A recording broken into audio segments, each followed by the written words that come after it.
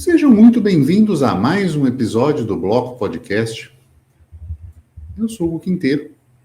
Você me encontra no X por @Hugo_Quinteiro. No episódio de hoje, vamos falar sobre institucionalização do Bitcoin. Como será quando os bancos centrais possuírem Bitcoin? E comigo tenho Felipe, o investidor descentralizado. Tudo bem, Felipe?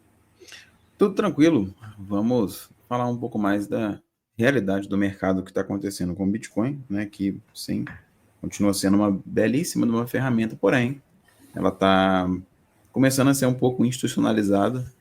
Não acho que isso vai afetar ele, mas vai afetar a forma como a gente usa ele. Vou começar com uma provocação para a sua opinião. Existe institucionalização demais? Cara, existe, porque você consegue, né, com essa institucionalização, criar mais regulamentações, mais burocracias, mais normas. E aí, talvez, se você tem um nível, né, de institucionalização muito elevado, você começa, às vezes, a ter dificuldade de acesso por conta desse tipo de coisa, ou dificuldade de resgate, ou dificuldade de transação. Então, eu acho que sim, talvez existe uma institucionalização demais. Sim, pode acontecer, né, no caso. Continuar com a minha... Parece uma entrevista com o Felipe, mas eu vou continuar com a minha provocação intelectual. Você acredita que foi a institucionalização demasiada que levou ao fim do padrão ouro? Cara, numa linha temporal não. longa, assim, a gente está falando 200 anos, desde o sistema bancário até o sistema fiduciário começar? Então, não acho que foi isso que levou ao fim do padrão ouro, porque quando o padrão ouro finaliza, ele une a institucionalização demais com o surgimento de uma outra forma de circulação que era mais conveniente do que era o ouro. Então, só para dissociar isso, né, o padrão fiduciário que a gente usa hoje de você pegar uma nota e pagar por coisas, quando ela foi surgindo, aquela nota ela era lastreada em algum ouro que você tinha no banco. Então, a grande questão é que você foi tendo uma institucionalização do ouro e foi oferecida uma forma de transacionar muito melhor, que era o que? O uso da nota, que referenciava o tanto de ouro que você tinha. É claro que depois do tempo isso se perdeu. O padrão ouro foi perdido porque ninguém resgatava o ouro. E os bancos viram isso, os bancos centrais viram isso, né? Os governos viram isso. Agora a Casa da Moeda é só do governo. E então eu vou começar a emitir notas. E aí você perde aquele lastro, aquela coisa toda que a gente já falou. Mas, no caso assim do Bitcoin, eu não consigo prever o que virá para daqui a 200 anos, se vai existir algo melhor para usar de transação. Pode ser que sim, né? E talvez essa institucionalização atrapalhe muito. Só que não é só a institucionalização, assim como foi no caso do ouro. É a institucionalização ligada com outros fatores externos, que é um dos grandes problemas que eu falo com a questão do Bitcoin, é o fato das pessoas não usarem para fazer trocas voluntárias. Então, assim, no caso do ouro, foi mais ou menos isso. Ninguém resgatava ouro. Todo mundo usava uma nota que falava o quanto que ele tinha de ouro. A gente, daqui a pouco, institucionalizando o Bitcoin, a gente vai usar algum token que fala o quanto que eu tenho de Bitcoin lá no Banco Central e pronto. Tá a gente indo de novo para o sistema fiduciário. Só que, diferente de ser baseado em ouro, vai ser baseado em Bitcoin. Tipo o SDT na rede do Bitcoin, né? Exatamente. A minha pergunta final, então, você já meio que respondeu, que seria... você acredita que o Bitcoin possui hoje as mesmas limitações de transação em larga escala que o ouro tem? Não tanto quanto o ouro tem, mas a grande limitação, o Bitcoin tem uma grande limitação para transação em larga escala, que é a taxa do on-chain, eu diria. E o tempo de confirmação do bloco, né? Então são duas coisas. Para quem precisa de confirmação rápida, realmente esperar meia hora fica inviável. Então você tem uma taxa de rede, não é impeditivo, tá? Mas Só uma coisinha. É meia hora, vai, uma hora quando você precisa, quando você não precisa usar. Agora, experimenta fazer uma transação que você precisa das 6 confirmações, que não. sempre dá um pau na rede, você vai olhar lá, faz meia hora que não acha o bloco, caraca, que inferno. Enfim, tem esse detalhe, né? Então, assim, são esses dois problemas. O tempo de confirmação do bloco, né? E a taxa de rede. A taxa de rede hoje ela não é impeditiva, mas ela atrapalha uma transação pequena. Tudo bem, eu sei que tem Lightning, mas enfim, né? Então você tem essas duas limitações. Mas a maior limitação que eu vejo é o fato de que, tipo assim, você não tem uso. Sabe? Você não tem realmente essa demanda por uso geral, volume, né? Etc. Então, assim, seria um grande problema. E eu acho que isso se relaciona com o caso do ouro, entendeu? Uhum. A ideia de reserva de valor é muito bonita na hora da gente falar, mas quando a gente avalia, né, o padrão ouro indo embora por N motivos, e aí você vê que o Bitcoin está tomando o mesmo rumo, tá muito bom agora que ele está valorizando. Igual vai ser o ouro, igual foi o ouro. Só que vai chegar uma hora que, né, não sei, vai ficar aquela, né, aquela coisa e tal. E, enfim, eu acho que, né, essa institucionalização do Bitcoin, ela vai ser muito boa no nosso ao longo do tempo da nossa vida, porque vai ter muito tempo para ela crescer. E a gente vai pegar o crescimento, sabe? Mas Mas o esses que, outros. o que a gente vai utilizar para transacionar com privacidade e liberdade vai ser outra coisa, então. Então, exatamente, né? Isso vai entrar em outros quesitos, né? E outras discussões. Cara, desculpa a entrevista das perguntas, mas Não. são as questões que eu fico mais pensando quando eu vejo institucionalização, né? O próprio conceito da MicroStrategy, né? Da maneira com que ela vem se alavancando em Bitcoin, ela explora muito bem uma demanda específica de mercado agora, que são fundos de pensões e outras instituições que não podem se expor ao Bitcoin, nem mesmo na forma de ETF, mas podem comprar ações de empresas. Então, elas compram ações da MicroStrategy e isso leva a este aumento de demanda, né, para a pessoa estar exposta ao Bitcoin de alguma maneira, esses fundos e tal. Lógico que isso é temporário, né? Você não vê um cenário, se essas institucionalizações continuarem a acontecer, eu não vejo um cenário de 20 anos em que essa demanda continue. Os fundos vão se atualizar, né? Uma série de liberações vão acontecer, sejam elas de regulação estatal de onde esse fundo está, ou da própria mudança das empresas em relação a isso, e elas não vão ter essa demanda por MicroStrategy como tem agora. Mas é inegável, né? Como eu falo que esse é o bull market da regulamentação, né? Da regularização e regulamentação. São cenários que a gente vem conversando que seriam não impensáveis, mas assim, meras expectativas e conjecturas em 2018, por exemplo, né? Em 2021, né? 2017, né? Falando de bull market, 2017, 2021, que eram meras especulativos. Olha, a hora que acontecer isso, a hora que tiver um ETF, a hora que estados começarem a adotar e fazerem reservas disso, e hoje a gente já está com essa situação acontecendo na nossa frente.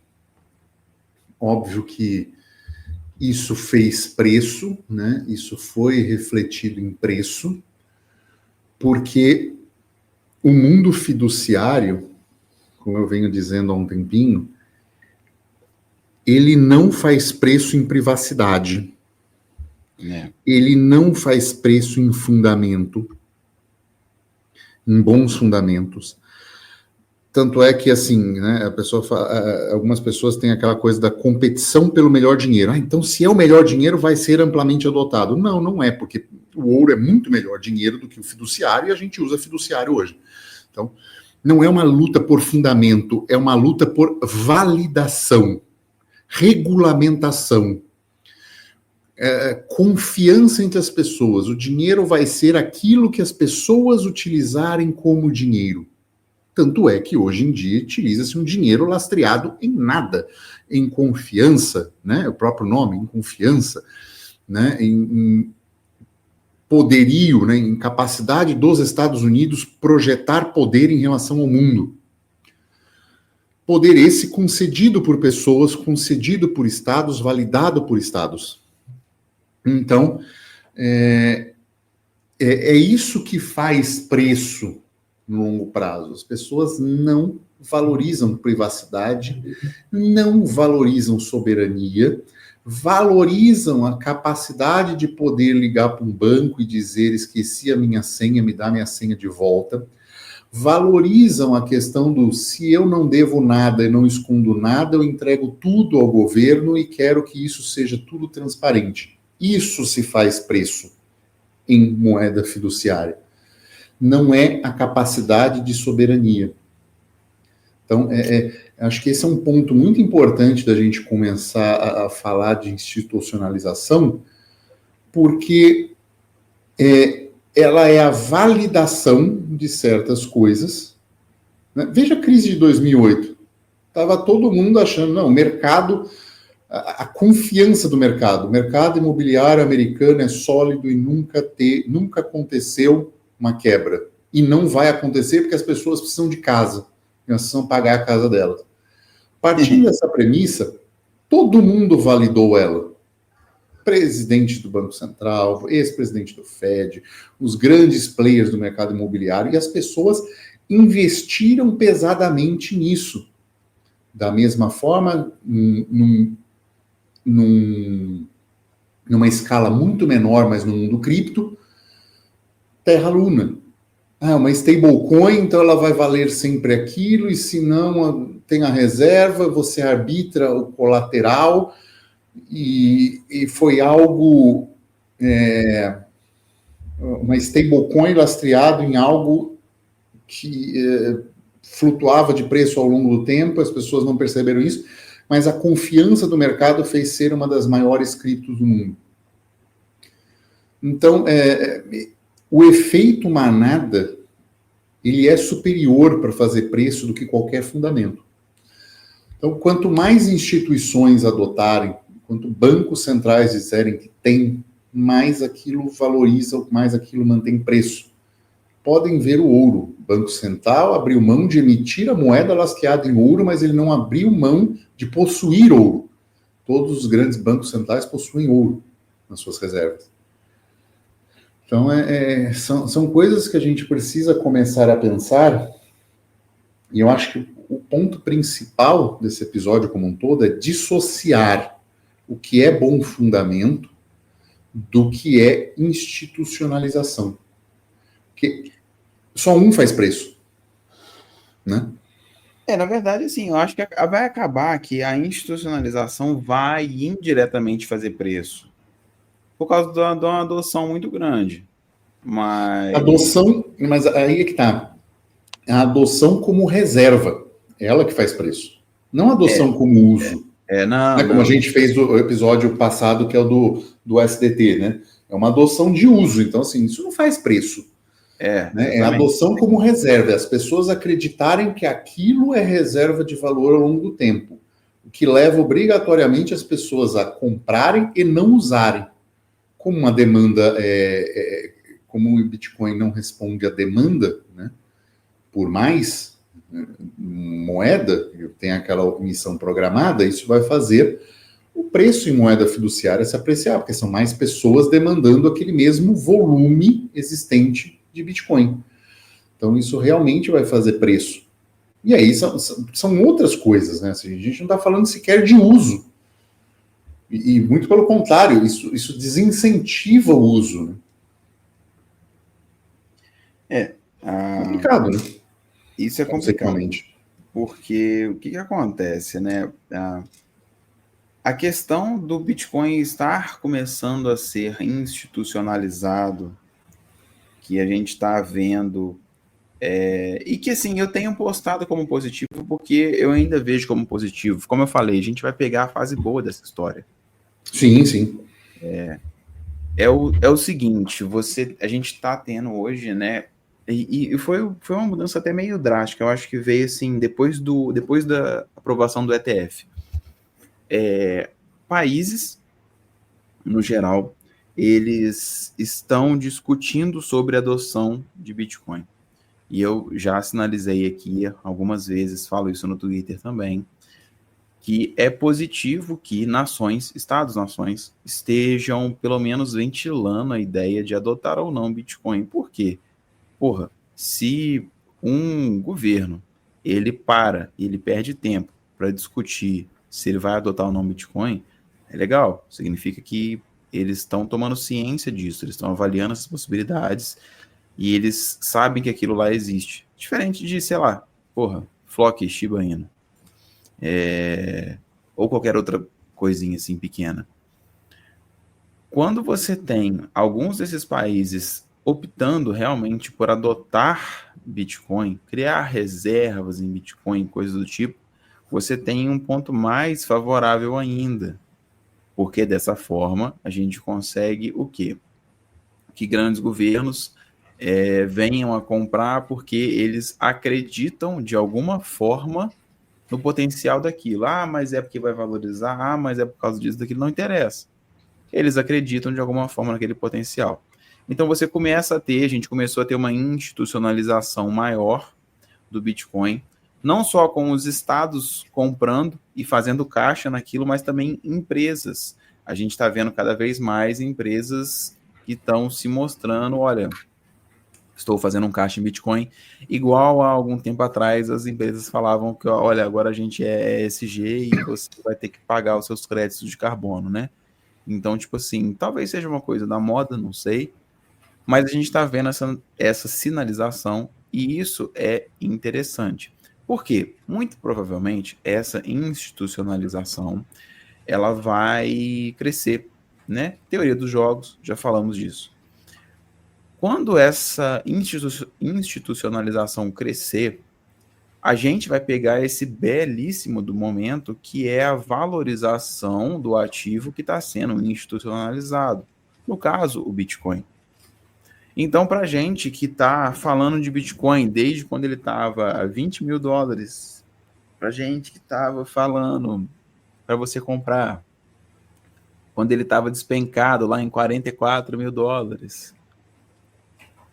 o Bitcoin está agora em 100 e com essas perspectivas é muito interessante. Essa institucionalização muito provavelmente trará retornos. Não só financeiros, não só em termos de preço, mas também em coisas que eu acho que vão agregar para a rede. Falamos do USDT indo para a rede do Bitcoin.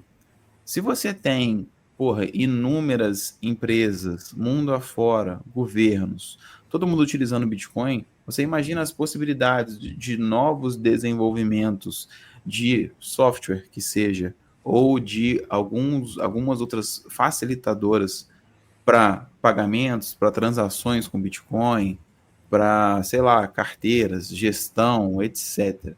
Muito mais coisa vem junto com essa institucionalização, que é o lado que eu acho interessante. Só que a gente começa a entrar também no quesito questionável, né, da institucionalização, que era mais ou menos a ideia que eu queria conseguir expressar daqui a, sei lá, 10 anos que seja, quando quase todos os bancos centrais do mundo tiverem caixa em Bitcoin. E aí começa a ficar algo diferente. Por quê? o que era que quase todos os bancos centrais de todo mundo têm em comum, que já não é mais usado hoje, não é mais transacionado e é praticamente restrito a eles? Ouro. E aí você extrapola essa ideia para o Bitcoin, que vai ser eventualmente, sei lá, institucionalizado. Para você que tem, é muito bom, porque ele vai valorizar bastante. Só que vai entrar naquilo que eu falei lá no início, quando o Hugo indagou. Será que você vai ter tanta facilidade assim? Eu acho que vai ter, sabe? Eu acho que vai ter mais facilidade do que você teria com ouro, por exemplo, visto que a rede ela é muito mais livre. Mas ainda assim, a gente vai ter, todos os bancos, grandes bancos mundiais com Bitcoin, não vai ser, muito provavelmente, um incentivo para uso, por mais que a gente crie essas outras plataformas e desenvolva produtos, etc. E eles vão segurar esse Bitcoin. Você vai ter uma diminuição na liquidez mundial. Ah, não vai afetar, não vai, não sei. Não estou nem entrando nesse detalhe. Mas você tem, né, uma diminuição da oferta mundial. Se esses governos forem inteligentes, eles vão gastar dinheiro mais em mineração do que em apenas ter o Bitcoin, Muito que é o bem que faz colocado. mais sentido. A gente já falou disso em episódios para trás. A nova arma da próxima guerra mundial, a nova Guerra Fria, ela é mineração. Porque você tem muito mais poder sobre, assim, um relativo poder sobre a rede, sendo minerador, do que tendo X quantia de Bitcoin. É porque os governos ainda não viram isso. E dono de canal Lightning. É, Ambos geram verdade. taxa. Verdade. Dono de canal Lightning, porque a gente está vendo aí uma possibilidade, né, de aumento de adoção de Lightning muito grande. Então, assim, com o SDT vindo, né? Então, assim, a institucionalização, ela tem os dois critérios, ela tem os dois pontos, os pontos positivos e os pontos negativos. Eu vejo muito como positivo, porque eu acho que a gente vai pegar uma puta de uma valorização. Uhum. Dentro dos próximos ciclos do Bitcoin, que ele ainda vai subir e ele ainda vai cair, a gente está em fundos cada vez mais altos, patamares cada vez maiores, porque a gente tem essa institucionalização, empresas entrando, bancos centrais entrando, governos comprando. Cara, sensacional. Só que aí você vai começar a criar essas novas burocracias, né? Alguns locais eles vão ser mais restritivos, né? Igual a gente tem no Brasil, para os coitados que ainda vivem no Brasil. Que é cada vez mais você ter uma lei limitante, a lei afeta não só Bitcoin, a lei afeta, sei lá, stablecoins, e a gente não sabe como que isso vai ficar, acesso, corretoras e tudo mais, e o governo pode querer fazer com que isso seja uma propriedade dele. O governo Exato. pode querer fazer com que só órgãos regulados, entre aspas, ou só órgãos estatais possam movimentar Bitcoin on-chain. Você vai conseguir movimentar? É claro que vai, porque você já tem. Mas como é que você vai comprar? Sim. Se não de alguém de fora. Enquanto você falava, eu fui pegando parte do que eu falei, que você falou, e talvez eu esteja montando uma aula ao vivo aqui do curso Fold, e a gente pode aprofundar isso depois, então eu já peço que se você tiver mais alguma ideia, ouvinte, ou você, Felipe, me fale. Eu criei uma listinha dos chamados fundamentos institucionais, o que algo teoricamente precisaria ter, né? E aí você pensa no Bitcoin para que ele seja friendly às instituições governamentais e afins. Então, o primeiro ponto, ele precisa ser transparente, e isso o Bitcoin se mostra muito transparente na sua Layer 1. Ele precisa ter uma capacidade de reprimir crimes, mesmo que de forma seletiva. Da mesma maneira como a gente tem o dinheiro fiduciário, que, né, reprime, tem um certo controle de crimes, eu acho que o Bitcoin permite isso. Capacidade de rastreio, controle, uso de violência e repressão. Outra coisa que o Bitcoin também mostra essa capacidade, veja, né, o cara que foi preso, as pessoas que foram presas e soltas recentemente por causa de Bitcoin. Eu acho que ele tem que ser capaz de minimizar o uso criminoso. E aí eu estou pensando, pensa em ações, pensa em ouro, pensa em papel moeda, uma série de coisas. Então, assim, minimiza-se o uso criminoso. Não estou falando que acaba, mas ele precisa que a autoridade central consiga minimizar esse uso criminoso. Né? E não ao invés de combater o crime, mas que esta ferramenta que ele usa seja capaz de rastreá-lo a ponto de minimizar crimes. Outra coisa é o poder de ser confiável.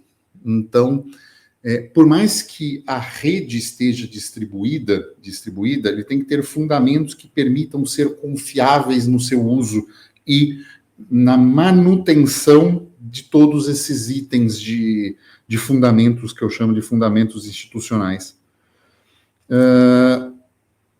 Esta ferramenta precisa conceder ao ente central o poder para proibição na jurisdição em que esta instituição tem poder. Ou seja, eu posso a qualquer momento proibir o uso. E isso, de fato, afetar a usabilidade da rede. Né? Não estou falando coibir e zerar, mas a capacidade de proibição. Ou de piorar muito a capacidade de uso, ou a ponto das pessoas falarem, puta, não vale a pena usar. Né? A capacidade, aí o Felipe levantou uma muito bem colocada, a capacidade de cobrar imposto com uso, como se fosse o IOF, e isso é feito através da mineração. Então, você pode ganhar um pouquinho a cada transação de todo mundo, especialmente na tua jurisdição, né? No nosso caso do Bitcoin, ainda permite no mundo inteiro. E, muito interessante, um ponto que eu acho muito importante, é a capacidade de controlar os validadores dentro da tua jurisdição. Da mesma maneira que o governo controla o Banco Central, você consegue controlar mineradores e pools de mineração na sua jurisdição. Entendeu o ponto? Ou os pontos todos? Não, o último da pool, não, eu viajei nele. A gente fala isso bastante nos Estados Unidos, as maiores pools estão centralizadas nos Estados Unidos, e essas pools exigem KYC, e algumas são exclusivas para mineradores americanos.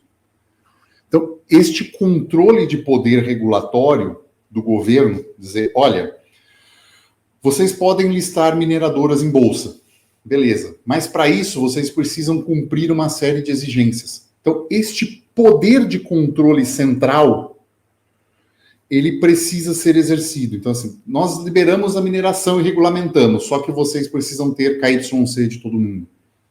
Todos os mineradores conectados a você. Ou, para você ser um minerador, nós validamos isso, Estado, validamos isso, você é permitido, só que você precisa me dar aqui, o seu CNPJ vai ser esse, você precisa me dar a conexão da tua pool, onde você conecta, quanto você, para eu poder auditar o quanto você recebeu. Entendeu? É esse controle sobre validadores da rede. Ah, mas isso é mundial, estou falando dentro da jurisdição. Para eu poder adotar isso, entendeu? Eu, ente central, poder adotar. Então, essas ferramentas que permitem, então, seja para você negociar em bolsa e conseguir uma expansão rápida, seja para você operar na minha jurisdição. Então, eu consigo projetar esse controle. E aí eu acho que isso é um dos fundamentos, os principais fundamentos institucionais que permitem que um governo se sinta seguro para dizer, olha, eu vou ter reserva disso, porque eu tenho essa capacidade de projetar poder, coerção e cobrar impostos em cima de tudo, de toda uma cadeia.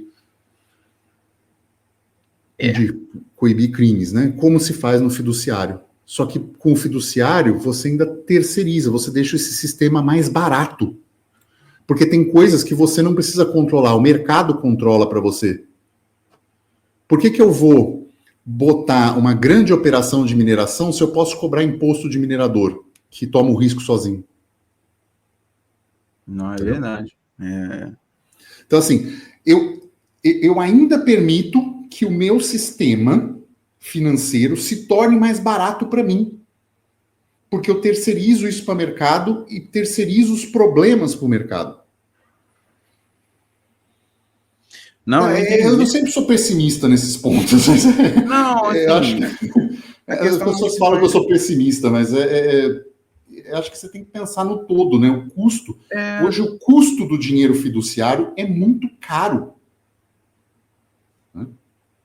Agora, se um governo dos Estados Unidos fala assim, vou adotar a reserva de Bitcoin, isso faz preço pra caramba, e ele sabendo que a longo prazo, isso assim, se administrações minimamente bem feitas forem feitas, ele consegue não aumentar a dívida pública só com a valorização do Bitcoin.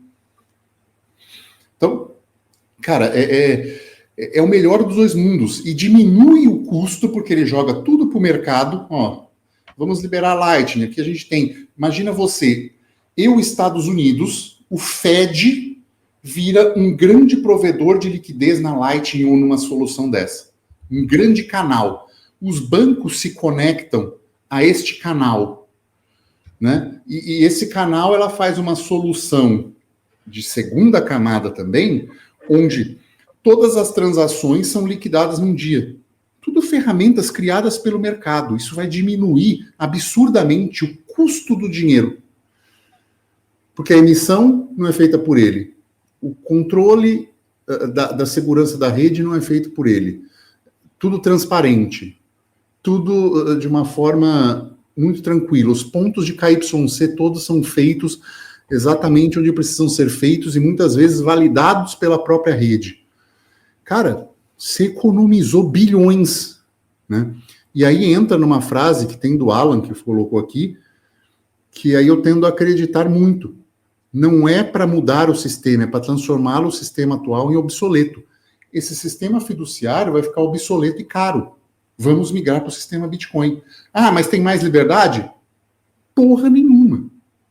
Você vai ser escravo do mesmo jeito. Você vai ter pontos de KYC do mesmo jeito. Quem economizou foi o Estado. é uma boa perspectiva, até porque, assim, você tem que avaliar, né, que, querendo ou não, o Estado, ele usa, né, de diferentes formas, né, para conseguir controlar um indivíduo. E se você, olha só que interessante, eu já estou prevendo, né, vai chegar o maximalista vai falar assim, mas o Bitcoin permite com que você faça transações assim, assim, assado, com liberdade, etc. Sem dúvida, ele permite. Assim como o dinheiro físico permite. Quem que está usando dinheiro físico? Uhum. Discussão, né? Então, assim, um detalhe que eu queria falar que, assim, eu vou trazer a notícia já no meio do caminho, porque eu tenho duas notícias, mas que as duas têm a ver com o que a gente está falando. Boa. Que eu acho interessante, né? Quando a gente está falando de institucionalização do Bitcoin, e considerando um mundo onde já todos os... Uma das coisas que pode acontecer é igual essa notícia aqui, olha, o governo britânico é pressionado a vender 37 bilhões de reais em Bitcoin para pagar dívidas. A venda dos 50 mil Bitcoins pela Alemanha foi citado como exemplo, só que desde essa época, o governo do Reino Unido, o valor que eles tinham em Bitcoin tipo, dobrou. Então, isso também é uma discussão a ser feita a partir do momento que você tem uma gestão, entre aspas, pública de um bem como é o Bitcoin. Se a gente for avaliar, imagina se o Banco Central brasileiro tivesse, né, que seja esse dinheiro todo em caixa em Bitcoin. E você deixasse, né, se fosse o caso da democracia, se fosse uma democracia mesmo, né, você deixasse que as pessoas optassem, né, escolhessem o que ser feito com esse caixa. Considerando a ignorância, né, do brasileiro médio, muito provavelmente o pessoal ia falar para vender. Então, assim, é uma implicação que poderia ocorrer no caso de estados tendo esse tanto de Bitcoin, fazendo um despejo desse tamanho, simplesmente porque a população acha que tem que ser gasto para pagar a dívida. mas o povo não entende que a dívida, ela continua, né, se você não diminui os custos, mas é uma das possibilidades também, né, é uma coisa que poderia acontecer no futuro, considerando, né, se todos esses estados, né, tiverem esse tanto de Bitcoin. Assim como é para venda, poderia ser também para compra, claro, né, igual El Salvador fazia compras, né, mas é uma coisa que pode vir a acontecer também, né. Não estou falando que isso implicaria em maus resultados ou bons, mas isso afeta, né, uma balança comercial. Se você tem uma balança comercial mais ou menos organizada e você está vendendo o ouro da sua nação para, sei lá, pagar a dívida, você Sim. vai ficar um pouco menos de caixa, né? Essa é uma das possibilidades. E eu acho que já vou entrar na outra notícia de uma vez, né? Pode. Já até adianta. Que é um ponto um pouco mais positivo, né, acerca desse tipo de coisa, mas o presidente do Banco Central dos Estados Unidos diz que os bancos podem atender clientes de criptomoedas. Ele pediu por maior clareza regulatória, afirmando que o Congresso americano já está trabalhando nisso.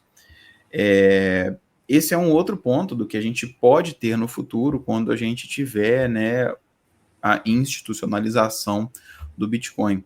A gente pode ter uma gestão do Bitcoin por parte do governo, mais centralizada, apenas o governo tem reservas.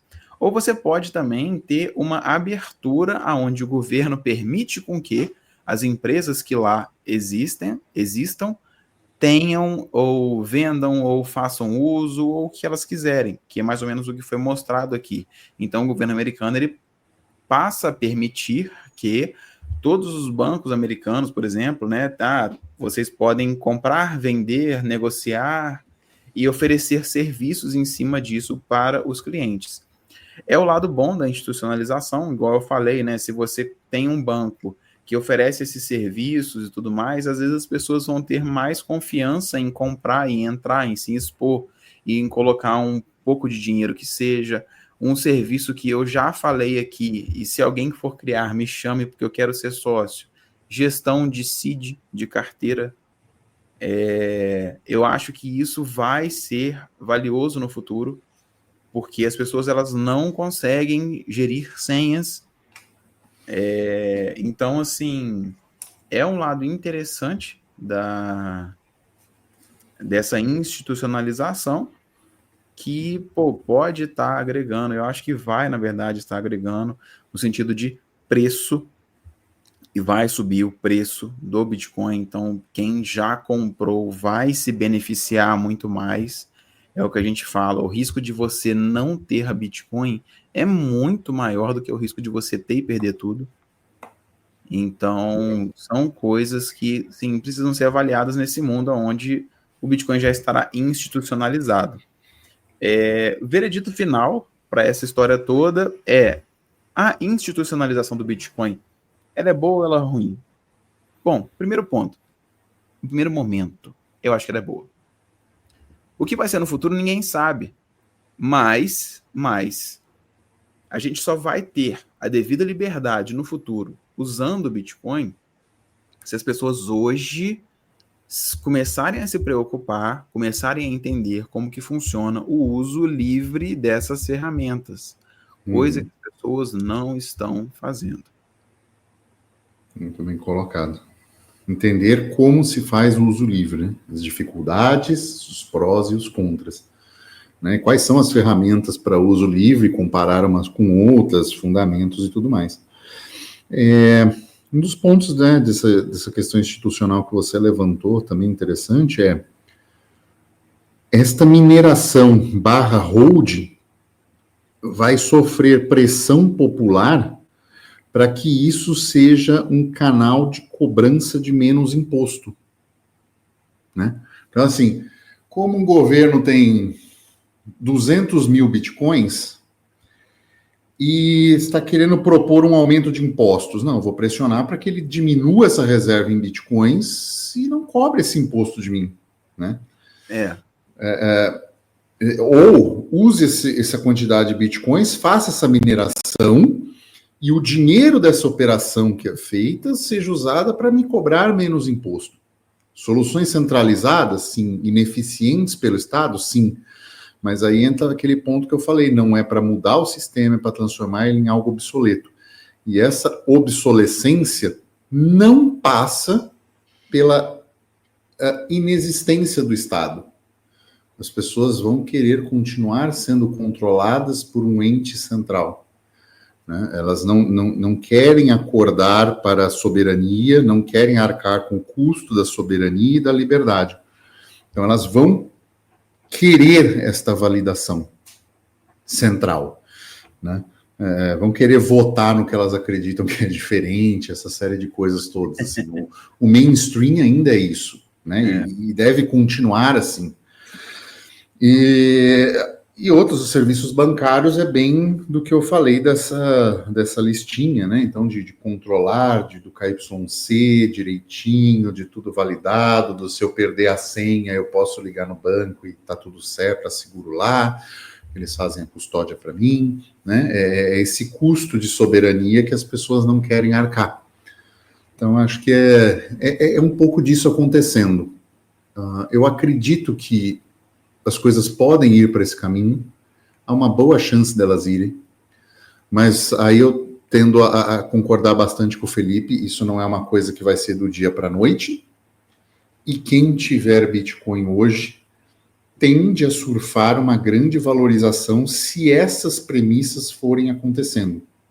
Então, tem essa listinha que eu fiz aí, né, nesse episódio, na cabeça, e veja que quanto mais dessas coisas estiverem acontecendo ao redor do mundo, maior vai ser o potencial de fazer preço em fiat pelos fundamentos que eu disse, né, no começo do episódio, do que é capacidade de fazer preço e coisas que não vão fazer preço.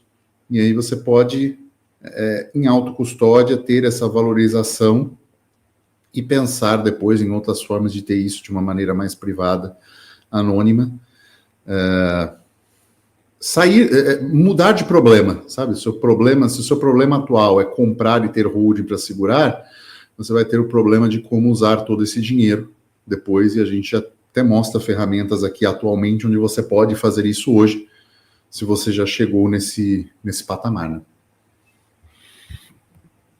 Acho que é isso, né? Para mim, fechou. Chegamos no final de mais um episódio, então. Se você gostou, deixe seu like, deixe seu joinha, deixe seu comentário se você pensou em outro fundamento institucional e quer dividir. Acho que isso vai acrescer na nossa aula e no nosso desenvolvimento do módulo no Fold. Acho que vale a pena a gente colocar essas perspectivas para os nossos alunos de maneira mais detalhada e amplificada. E é isso. Ficamos por aqui e tchau.